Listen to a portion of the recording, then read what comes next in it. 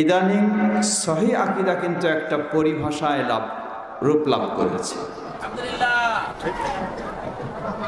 একটু বুঝে আলহামদুলিল্লাহ বলেন। সহিহ আকীদা একটা পরিভাষায় রূপ লাভ করেছে। তা কি? এটি তুলনামূলক শব্দ হিসেবে ব্যবহার হচ্ছে। উদাহরণস্বরূপ, একই মাযহাবের মানুষ কিন্তু শত নয় হাজারো ভাগে বিভক্ত। মাযহাব কয়টা? একটা। ওই একটা মাযহাবের মানুষ শত নয় হাজারো ভাগে বিভক্ত। এক ভাগ আরেক ভাগকে কাফের বলে ফতোয়া দেয়। যেই ভাগকে কাফের বলে ফতোয়া দেয়, ওই ভাগের তুলনায় যারা কাফের বলে ফতোয়া দিচ্ছে তারা হলো কোন মানুষ? সহিহ আকীদার। খেয়াল করবেন, তারা হলো কোন মানুষ? সহিহ আকীদার। উদাহরণস্বরূপ, পীর সাহেবের হিসাব নেই, সবগুলি এক মাযহাবে। এক পীর সাহেব হয়তো প্রকাশ্যে কবর পূজা করে না, আরেক পীর সাহেব কি করে? প্রকাশ্যে কবর পূজা করে ও করায়। তো যারা প্রকাশ্যে কবর পূজা করে না তারা দাবি করে আমরা হলাম কোন আকীদার? সহিহ আকীদার। অতএব বুঝবেন, সহিহ আকীদা মানেই সালাফি আকীদা বলা কঠিন। সালাফি আকীদা অবশ্যই সহিহ আকীদা, আহলুল হাদিসের আকীদা অবশ্যই সহিহ আকীদা। কিন্তু শুধু সহিহ আকীদা বলা মানেই সেটি আবার সালাফি আকীদা নয়। শুধু সহিহ আকীদা বলা মানেই সেটি আহলুল হাদিসের আকীদা নয়। শুধু সহিহ আকীদা বলা মানেই সেটি আহলুস সুন্নাহ ওয়াল জামাতের আকীদা নয়। এক পীর সাহেব তিনি মুরিদদের বায়াত নিয়ে থাকেন সাবেরিয়া তরিকায়, আরেক পীর সাহেব মুরিদদের বায়াত নিয়ে থাকেন নকশবন্দিয়া তরিকায়। তো সাবেরিয়া তরিকার পীর সাহেবরা দাবি করেন, মুরিদ সাহেবরা দাবি করেন আমরা হলাম কোন আকীদার? আমরা হলাম সহিহ আকীদার। আর নকশবন্দিয়ারা বা মুজাদ্দিদিয়ারা বা চিশতিয়ারা তারা হলো কি? ভ্রান্ত আকীদার বা ভুল আকীদার। সুতরাং মনে রাখবেন, সহিহ আকীদা এই শব্দটা খুব বেশি ব্যবহার হচ্ছে, কিন্তু এই শব্দ দিয়ে আপনাকে কেউ ধোঁকা দেওয়ার চেষ্টা করছে। এই শব্দ দিয়ে আপনাকে ক্ষতিগ্রস্ত করার চেষ্টা করছে। গোটা বিশ্বব্যাপী প্রকৃতপক্ষে সহিহ আকীদা হলো সেটাই যা হলো সালাফিদের আকীদা, যা হলো আহলুল হাদিসদের আকীদা, যা হলো আহলুস সুন্নাহ ওয়াল জামাতের আকীদা। সেটি হলো একমাত্র সহিহ আকীদা। আর তথাকথিত সহিহ আকীদা এগুলি এক প্রকার ধোঁকার আকীদা।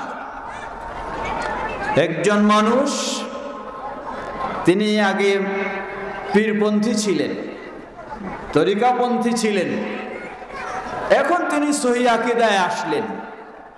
সহিহ আকীদায় এসে কি করলেন? সহিহ আকীদায় এসে তিনি খারেজি আকীদা গ্রহণ করলেন। কথা বুঝেছেন? কথাটা বুঝবেন ভালো করে। অত বিস্তারিত গভীরে যাওয়ার সুযোগ নেই, সময় নেই, শুধু ইঙ্গিত সূচক বুঝে রাখবেন বিষয়গুলি। সহিহ আকীদা কখনো সর্বদাই নির্ভেজাল সালাফি আকীদা নয়, সেটা ধোঁকাও হতে পারে।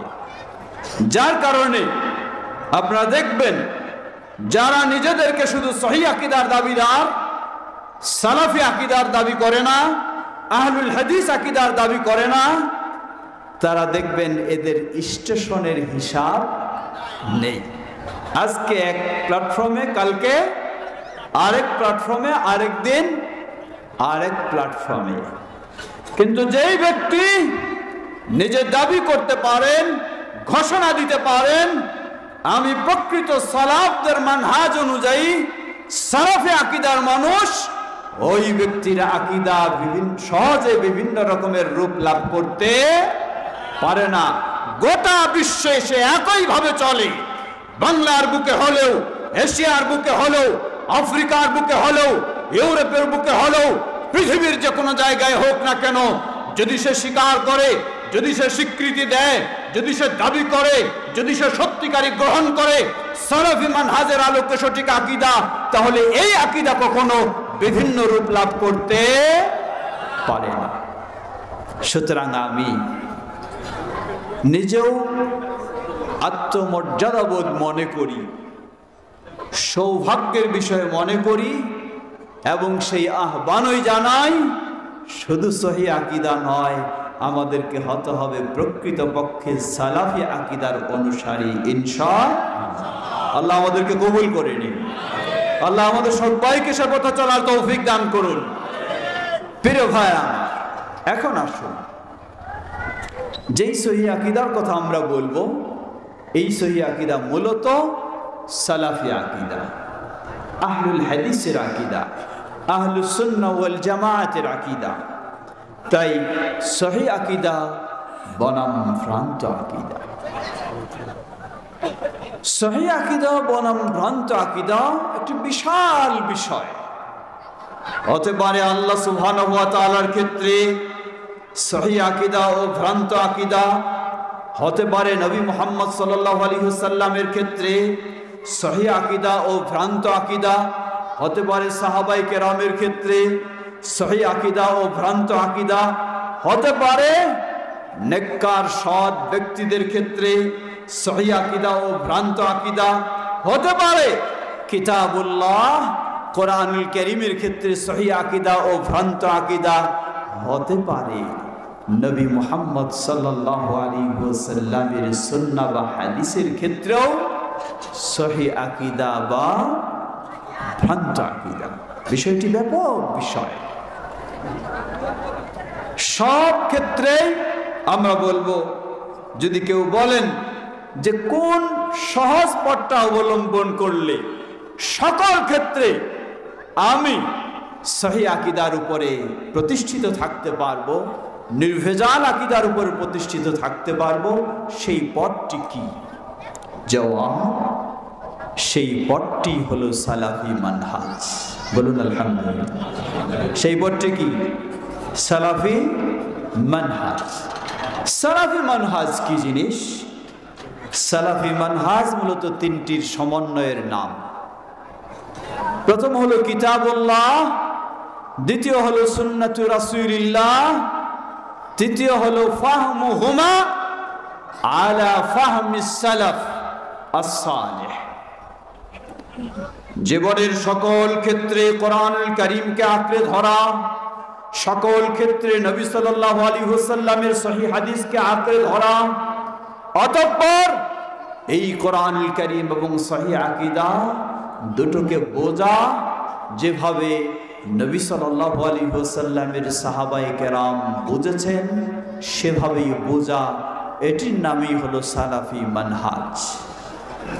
এই মানহাজের উপরে যারা প্রতিষ্ঠিত হবে তারাই মুক্তিপ্রাপ্ত হবে, তারাই জান্নাতি হবে, তারাই যুগে যুগে কিয়ামতের পূর্ব মুহূর্ত পর্যন্ত পৃথিবীর বুকে হকের উপরে প্রতিষ্ঠিত থাকবে ইনশাআল্লাহ।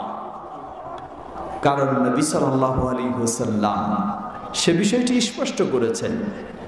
তিনি বলেন, সাতাফতারিকু উম্মতি ইলা 73 ফিরকা কুল্লুহা ফিন্নার।